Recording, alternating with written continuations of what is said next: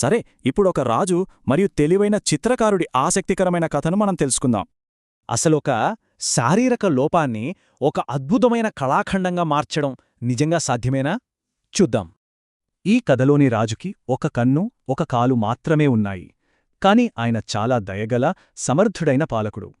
ఆ శారీరక లోపాలు ఉన్నా సరే ఆయన అద్భుతమైన పాలనలో ప్రజలంతా చాలా సంతోషంగా జీవించేవారు.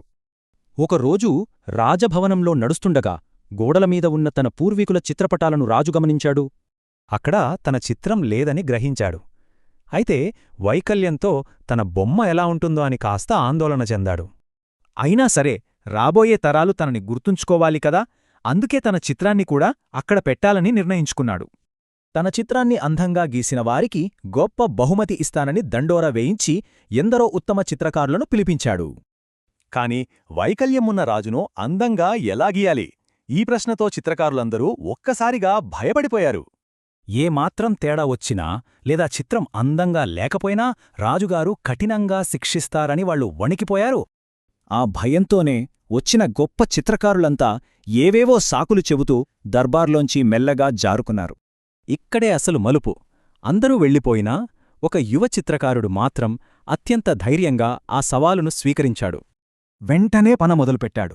కొన్ని రోజుల తర్వాత అందరూ ఎంతో ఆసక్తిగా ఎదురుచూస్తున్న ఆవిష్కరణ రోజు రానే వచ్చింది. అసలా కుర్రాడు ఏం గీశాడో చూడాలని భయపడి పారిపోయిన చిత్రకారులతో సహా దర్బారువంతా ఉత్కంఠగా సమావేశమయ్యారు. ఎట్టకేలకు ఆ చిత్రాన్ని ఆవిష్కరించారు. ఆ అద్భుతాన్ని చూసి రాజుతో సహా దర్బారులోని ప్రతి ఒక్కరూ ఆశ్చర్యపోయారు. ఆ కూర్పులోని తెలివి చూడండి. రాజు గుర్రంపై కూర్చుని విల్లు గురిపెడుతున్నట్లు గీయడం ద్వారా ఆ లోపాలు అస్సలు కనిపించలేదు.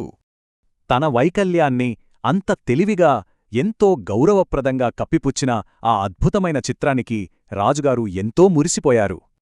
అంతే, ఆ యువకుడికి గొప్ప బహుమతినిచ్చి ఆస్థాన ప్రధాన చిత్రకారుడుగా కూడా రాజుగారు వెంటనే నియమించారు.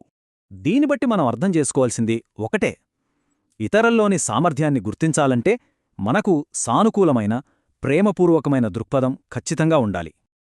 ఎంతటి క్లిష్ట పరిస్థితుల్లో అయినా సరే మన సానుకూలంగా ఆలోచిస్తే ఎలాంటి సమస్యనైనా చాలా సులభంగా పరిష్కరించవచ్చు. చేసే ప్రతి పనిలోనూ ప్రేమను నింపడమే అసలైన కళ. మరి లోపాలను సైతం అద్భుతాలుగా మార్చడమెలాగో మనం కూడా ఆలోచిద్దామా?